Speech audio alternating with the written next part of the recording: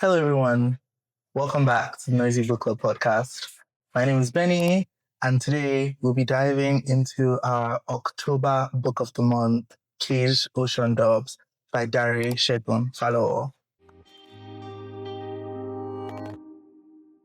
Dare is a writer in the Nigerian weird, influenced by liminal spaces, local cinema, and indigenous cosmologies. Their varied works have appeared in the Magazine of Fantasy and Science Fiction, Ominana, The Dark Magazine, Baffling Magazine, the essential anthologies Dominion and Africa Risen, and more. Their short fiction has featured on the Locus Recommended Reading List, been longlisted for the NOMO Award and the BSFA for short fiction, and shortlisted for the SCKA Award for short fiction and Blurred Boundaries. Dare Segun's debut collection, Caged Ocean Dove, is out now in West Africa. Dare, how are you feeling today? I'm good. Thank you for coming Happy to be in. here. Happy to have you. Thank you for coming in. Thank you for coming to the Noisy Studio and talking with us. Everybody in the book club is so happy to have this book. They fought for this book. I don't know, maybe you're not aware, but they fought for this book.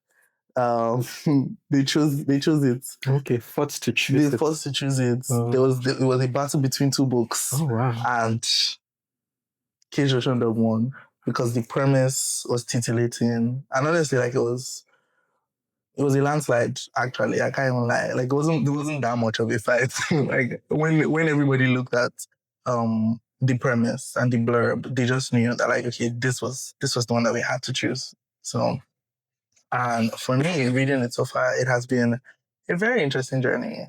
But before we get into the book, I have to ask you about you. What have you been up to lately? What have you been doing? What have you been getting into?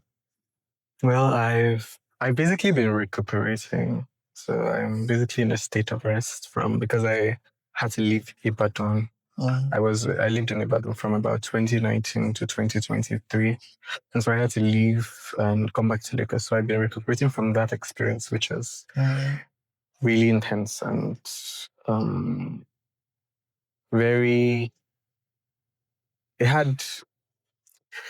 Well, I don't know how to explain this without triggering myself. But it was a very intense experience in terms of like my mental health, like my spirituality, me living alone, and sort of accepting myself.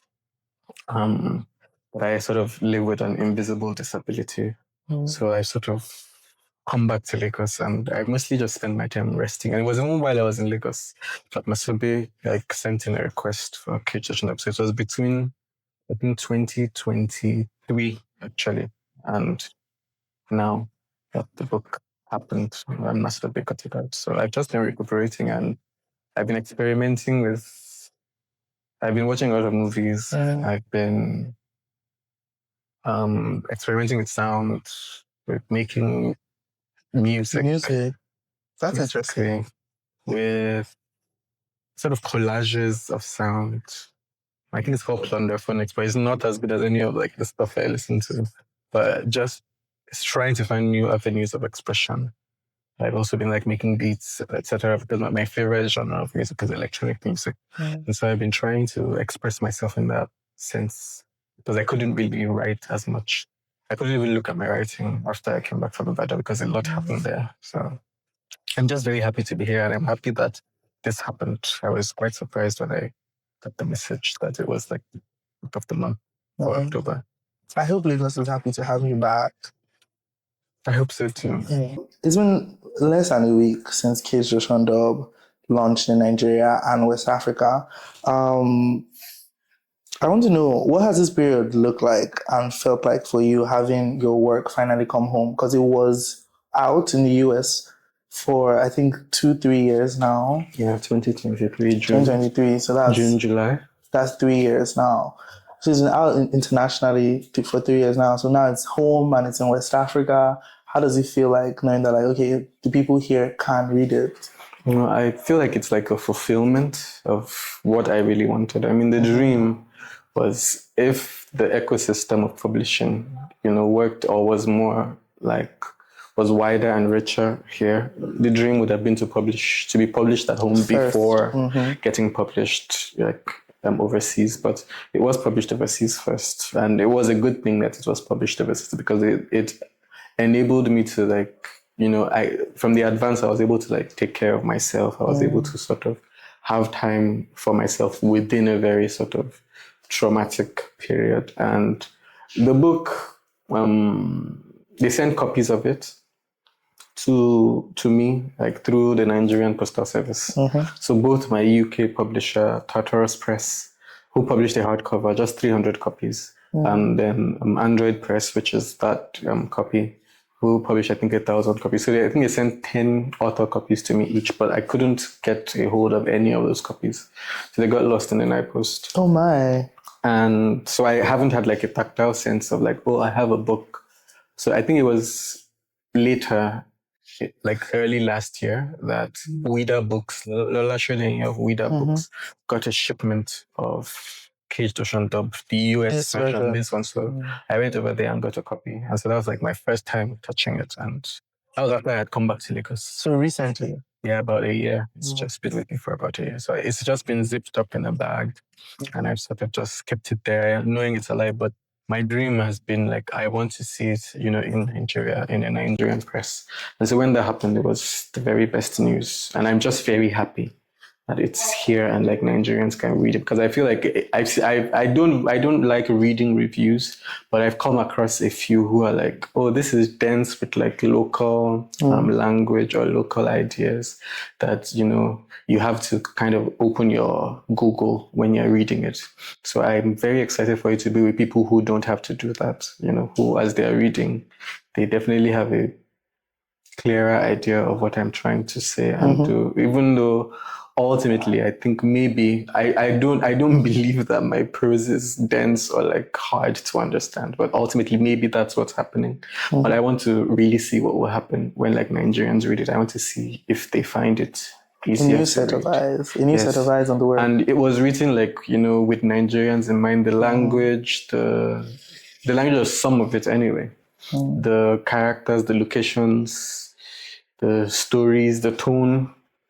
A lot of it was written to be read by Nigerians. I don't often come across authors who are enthusiastic about reading reviews, but I'm guessing that yours comes from a place of wanting to see the perception of the people who come from the same place that you come from, with stories that are written for them, basically, and I'm excited to see what book club is happening next week. I'm excited to see what that is. I think I'm more interested in the less in the critical review, I'm more the written form. I'm more of the colloquial, the someone sitting opposite from you who has read it and what they're thinking, and less about critiquing and doing deep sort of literary or academic dives. And the reason I was drawn to the reviews of the overseas versions was because of how sparse the sales were. I know that a lot of all the luxury version, which is the hardcover, sold out, but I didn't really hear much from the people who bought it.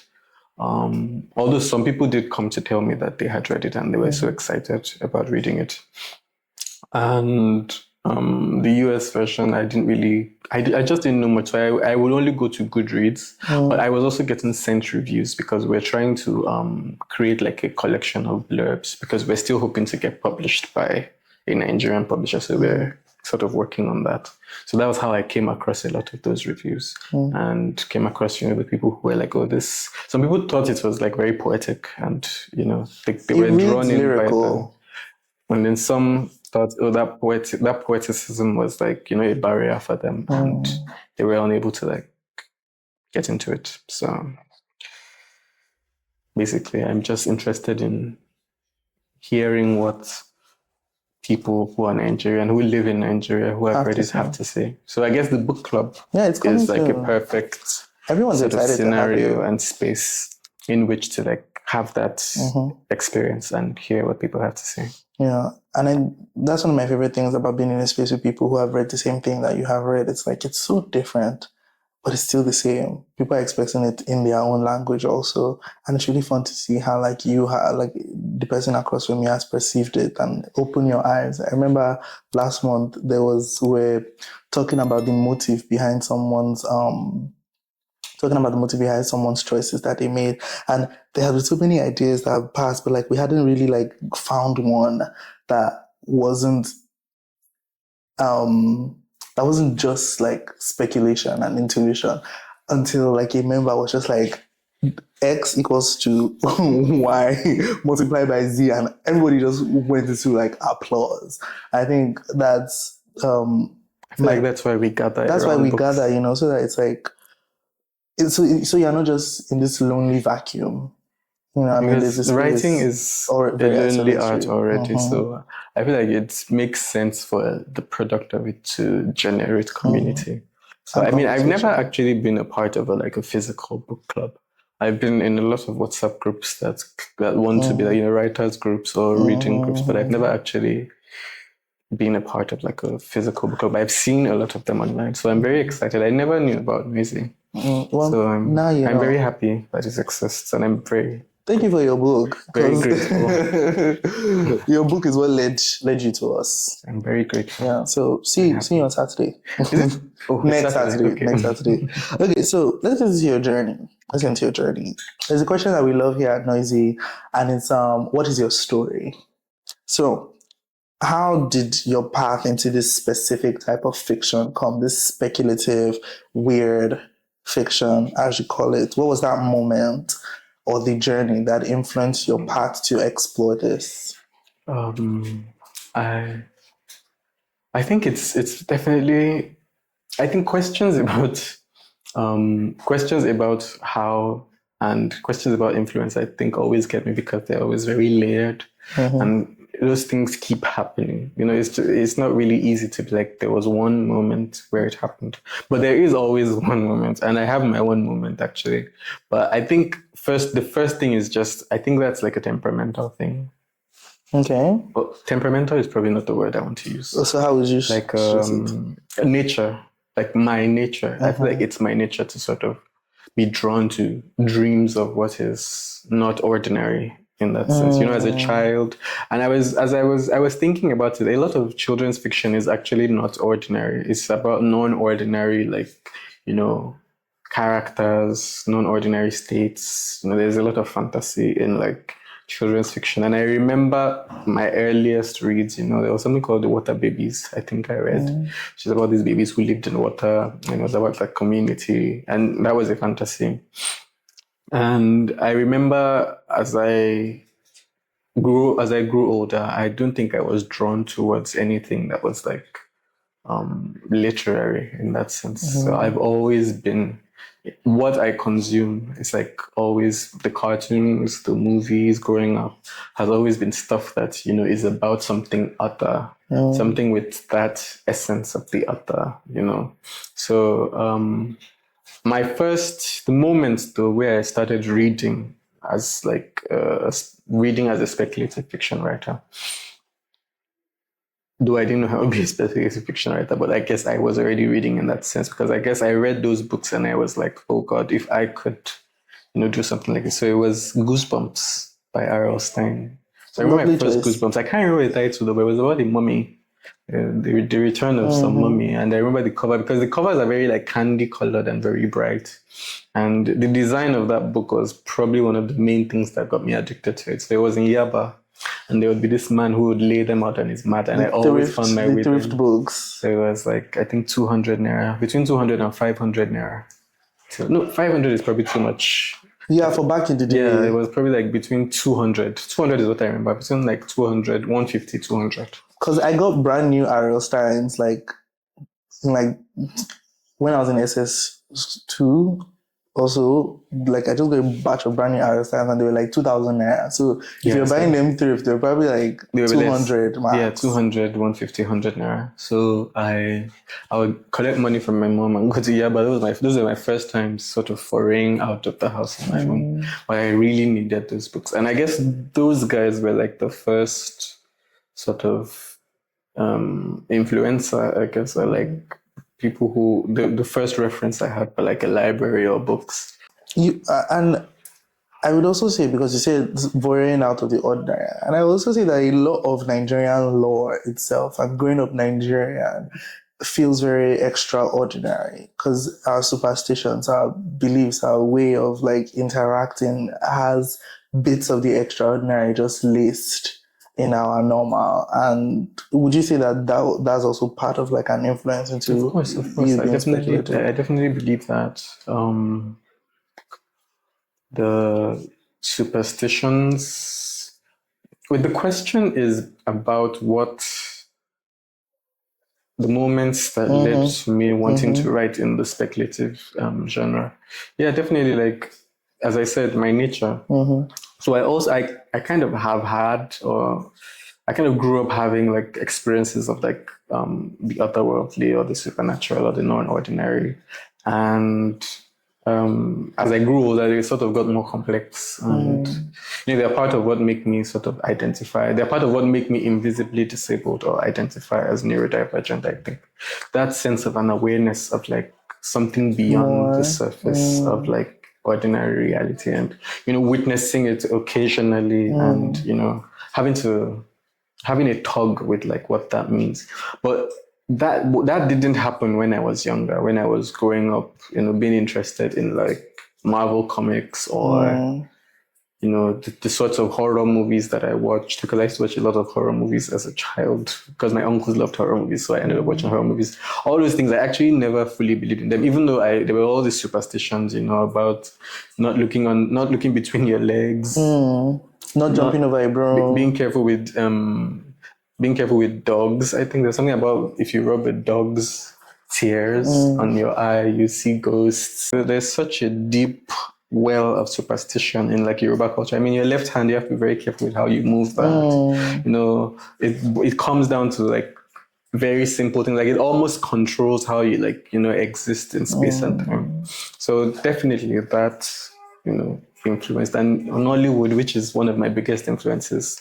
So growing up watching, I don't remember a lot of like the Nollywoods that I didn't really, were there a lot of like romance Nollywoods then?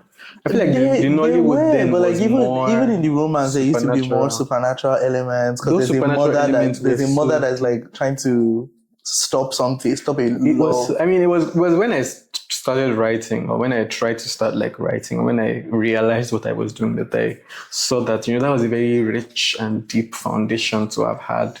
I know everybody's like, they look back on it cheekily and they sort of laugh at it, but I feel like there was just such a DIY sense, this sort of open honesty, in the sense of like embracing like what is scary, what is supernatural, what is otherworldly, using the special effects that you have, using the sound effects that you have, using the makeup that you have.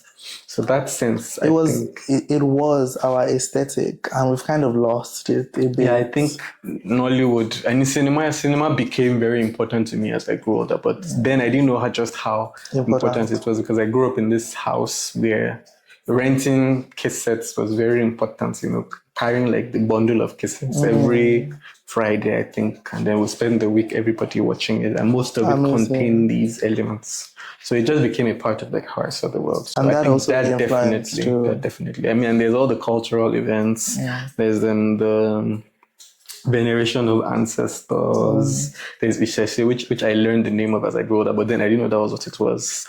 Which is like the worship of your the worship of like the family god, or like the family Orisha. There's the masquerades. Eyo is the one that I knew. One of my relatives had an Eyo that they used to carry. So it was hearing, they have a very specific language that they speak. It just puts you into this like fantastic. Is it like a mix? The language, is it a mix? No, it's like a tone. I can't do it. I can hear it though. So it's Yoruba but with like a tone. It's Yoruba, but they are speaking it with like a completely different tone. Like they are switching up the tones. Like the do-re-mi is not really a do-re-mi anymore. It's like a different scale and of just sound. Communicating like, to amazing. They make all the sounds and they're talking really high pitched. And it's like, it really transforms how you like relate with like reality, really. Like the moment they come out, reality is transformed, it's changed. So yeah, in those because it was in my auntie's house that I also had my first true supernatural experience. So that place was also where we used to like rent all those CDs, all those cassettes with all the, because I think they also like the supernatural, because I watch haunted house films in that place. I watch so many things that I can't believe Nigeria or like Nollywood has lost all that, all those templates, but it was just such a fecund time. It was like a very fertile time for like Nollywood, and I was like very young, and my brain was just absorbing everything and, you know, experiencing all these things. It was really good. You seem to have such a, like, your life seems to have been drawn to things, to extraordinary things and extraordinary experiences, even in like with what you consumed first, that then informed or probably like prepared you for the experiences that you would have. So you say that you've had supernatural, like instances with the supernatural. I wonder how much of it made it into Caged Ocean Dub. Interesting. I mean, I feel like my first supernatural experience, which was which was my witnessing of like a ghost, I think. I actually don't think there's a ghost story in Cage. I don't think I've actually even written a ghost story for some reason. I feel like my personal supernatural, I don't like calling it supernatural, the word I use, is it numinous? Luminous. Numinous, N with Luminous. an N. I think that's what they call it. I think in like the literature of it, because I did a lot of research trying to understand. It's called numinous, or you could use otherworldly, or you could use supernatural. Really, you can say it. Anything, it's your story and experience. Yeah, so a lot of my personal experiences don't get into my work, but it definitely is like a deep influence. So I guess there's a lot of transmutation of energies in that sense, like, you know, how it feels in the body or in the mind to sort of be in the vicinity or to be in the thrall of these sorts of energies. Whether it be by, you know, the way your brain is shaped, or it's being that there is an actual energy that you are like in contact with or like in the vicinity of. So that sense kind of gets into the text. So because I think a lot of my flash fictions, like the really short, with dense ones, usually come from me having that sense, like in my belly or in my heart. You know, I'm carrying around that I've sort of had an experience. Maybe I've seen something, I've dreamt something, I felt something, and I want to translate it. So I just sort of allow it happen in that sense to come out. So it's like there's a transmutation that occurs. So I don't really directly say, oh, this is what happened to me. I feel like I've been trying a lot to write essays and non-fictions about like my experience with like the supernatural and the otherworldly. But generally with my fiction, there's very little that is about what has happened to me. Was there any reason why? Because mostly authors kind of use the opportunity to write fiction to lace in some autobiography in there. But is there any reason why there's such a distance between your own experiences? Well, I think because it's a contested.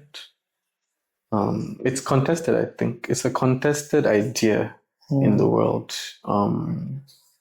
The idea of spirit, the idea of like other realities, other forms of being. I think it's contested. So having that experience, the first line of response is always psychological. And I actually, one of the people that I studied or read a lot was Carl Jung.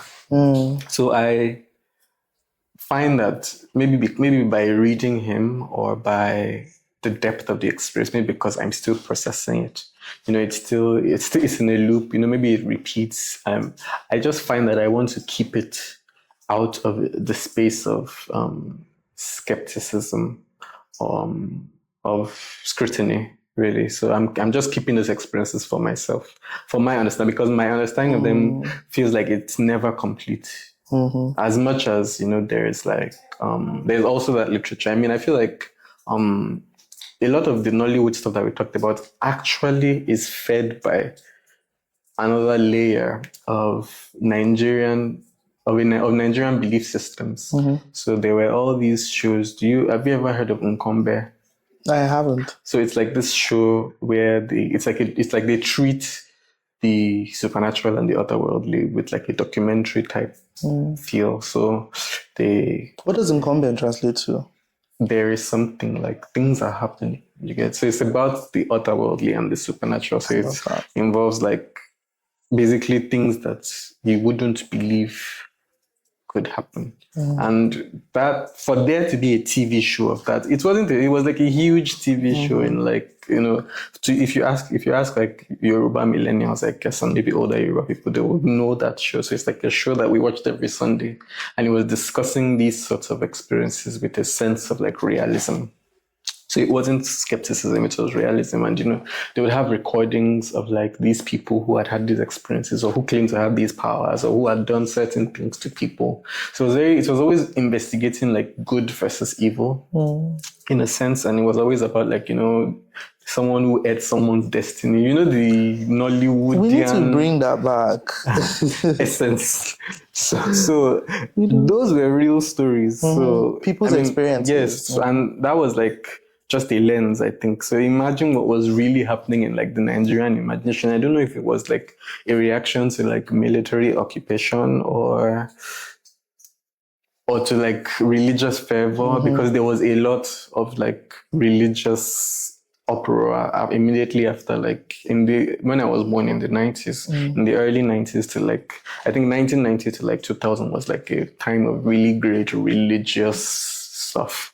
Like people were coming from other countries to, what they call this thing, to do crusades. And in those crusades, they were putting out certain beliefs about the people, that they were putting in these sorts of beliefs that I think generated paranoia. Yes, like you are innately, there's evil inside of you. Yes, and your family tree, the people that are around you are probably the ones who are like expunge all of you. these. So we are here to heal you. So I feel like it was such a boiling pot of like these essences. So growing up in that space, I think, so me having those experiences, my first reaction was, oh no.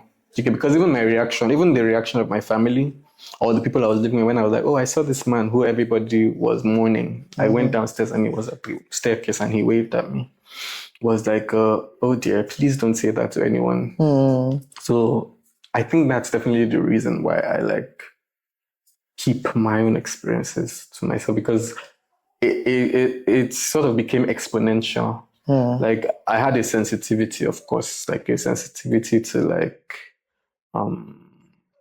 just a sensitivity to nature, to the world, to like the weather. I mean, it sounds, but those are the things, like there are these elements that just an openness, I guess, to the way that the world, to the energies of the world in a way that you cannot, I think that shows up that's something that shows up in the work in ways that you cannot control. And that no matter what you do, you will always be open in that sense to these sorts of energies. So it's just in a sense of like trying to protect myself. I think that's why I feel like maybe my future work might have some of that. You might give yourself when processing, of course, because they're just such intense like ideas and intense energies and intense thought processes that are generated, and you don't just want to be like, oh, it is this. Or because this pastor said this, because this religion says this, or because this line of belief says this thing, this is what this is and this is what it means about you. So for me, it's just, I'm keeping a border around it, and I'm not really holding it on to myself to ask, oh, this is some super special. I'm just like, why is this happening? Why has this been happening? And what does it mean? So it's like it's like an adjacent study of mine. My personal relation, but there's no way I will talk about my work. I won't talk about that, but I think it gets slippery, because it's like, maybe there might be a demand to be like, okay, so what exactly are these things that you're talking about? And that's where it gets tricky, because I will not want to like talk about those things. I will still want to keep them. So I just want what happens in the work to be a sort of refraction, to be imagined as a refraction of whatever it is that is happening adjacently, that I'm sort of living with and trying to understand. But not directly. So there's no direct. I think maybe the most direct story will probably be the visions of Atandek, but even that's not direct, because I've never been married.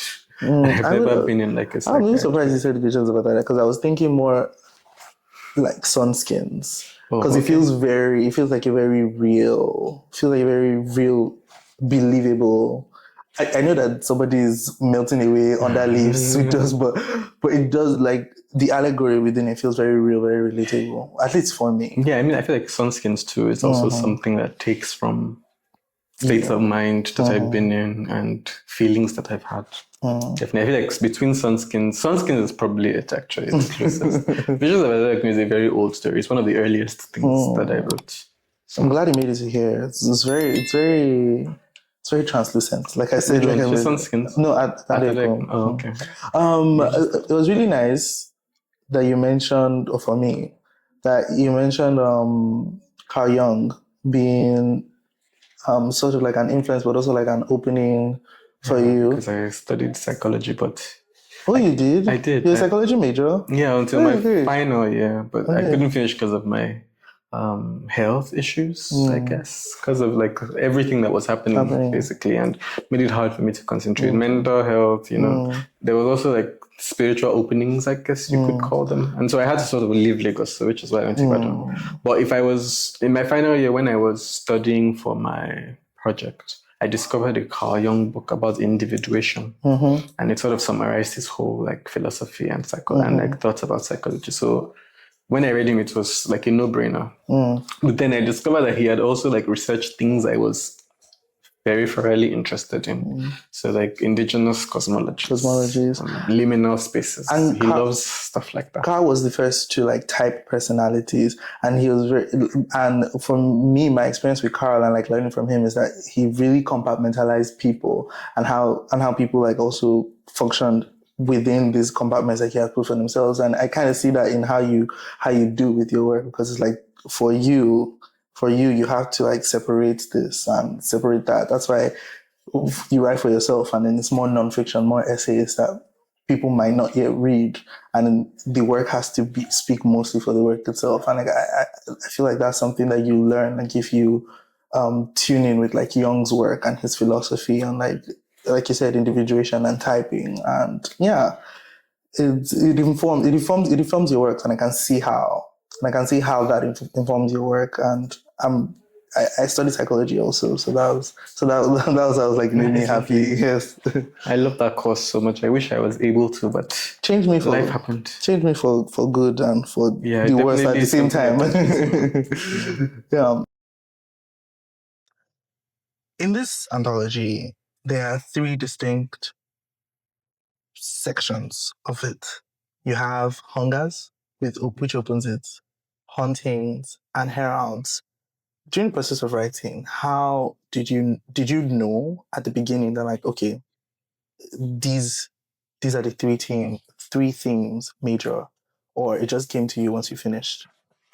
It was afterwards actually. The book is written over the period of about a decade. Okay, well, not exactly a decade. Let's say from about 2015 to 2024 or 2023, which was when Biscuit and Milk, the last story, was written.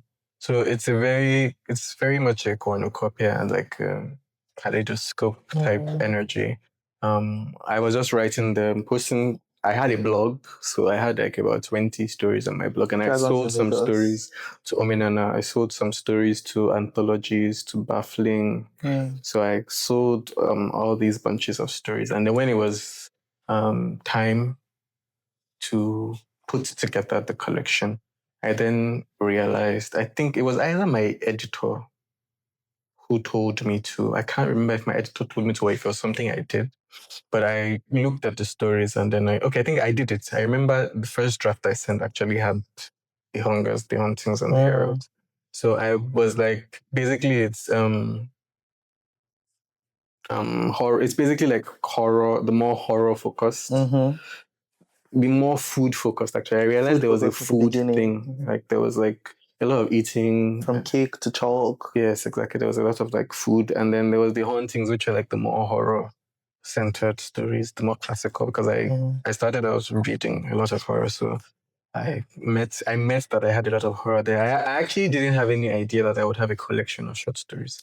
But when the need came for me to like, collect my work, I realized the collection would be best. So Heralds is like the more experimental science fiction, time travel, a lot of alien invasions. I think the only thing in Heralds that's a bit ordinary is the Abiku thing. It's just the Abiku story, which is We Are Born. So it's something that came after.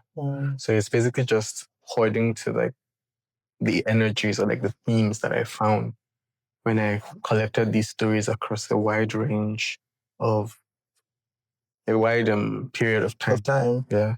And a wide range of like topics and experiments. We talk about the glints that you've had and places that you've published and even writing a novella. And some of the stories in Cage Ocean Dub are shorter than others and some are pretty long. In the process of writing, how do you determine which story needs more? Why does Akara Rainbow, like, why do we not find out, did she die by cake or did she die by something possessed in the cake?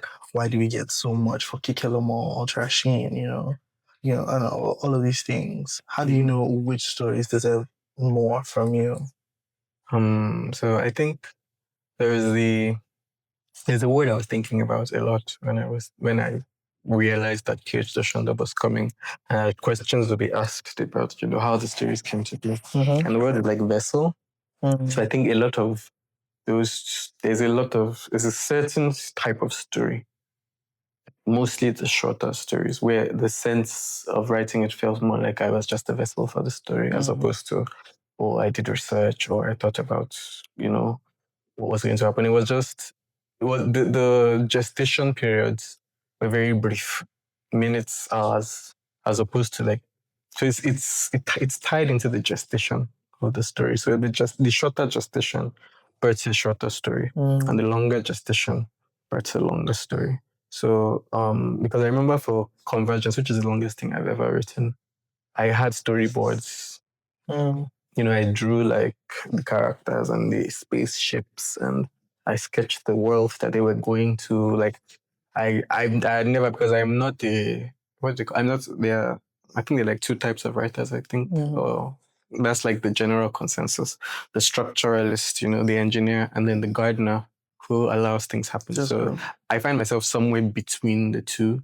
But usually, I'm more of like someone who enjoys entering a flow state and allowing like the text to take on a life of its own, so to speak.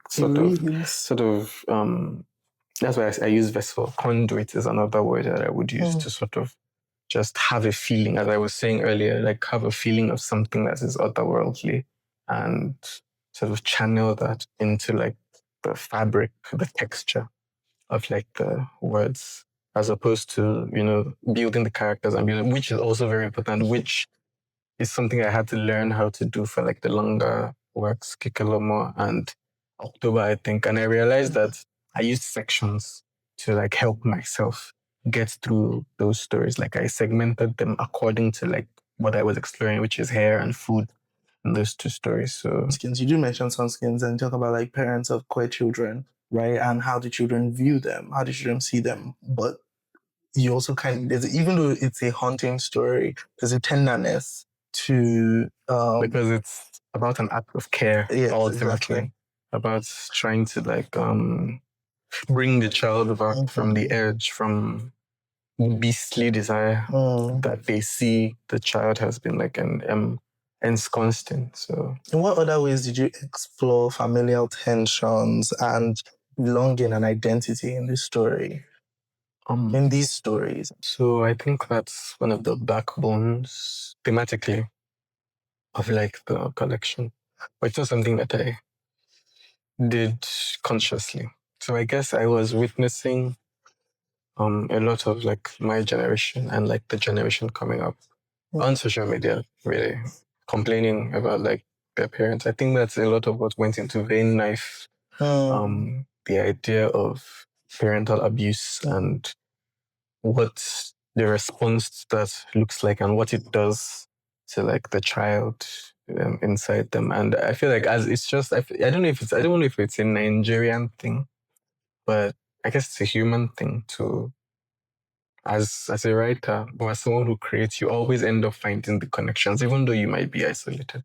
So I feel like within those stories, there's my own experiences with like familial pressures and tensions and connections. And there's also what I witness for other people, their parental relationships, and even their sibling relationships, I think, in some of them.